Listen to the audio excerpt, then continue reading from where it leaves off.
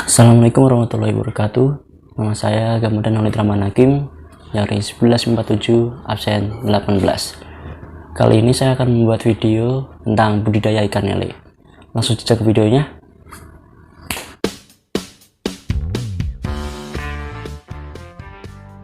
Langkah pertama, pembelian bibit lele yang akan dibudidaya nanti.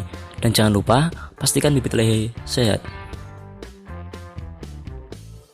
Langkah kedua, siapkan tempat atau media yang akan digunakan untuk budidaya ikan lele.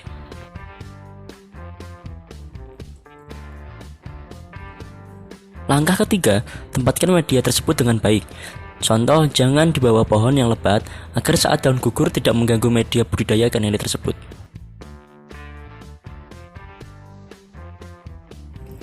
Langkah keempat, isi media dengan air tawar, jangan air asin ya. Langkah kelima, pindahkan bibit lele ke media tersebut.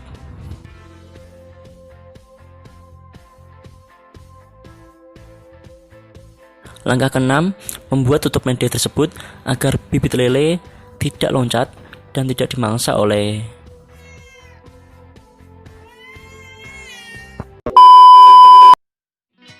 Langkah terakhir, lakukan perawatan ikan lele seperti memberi makan 2 kali sehari, pagi dan sore, lalu ganti air saat dirasa bau dan ada ikan yang mengambang atau menggantung.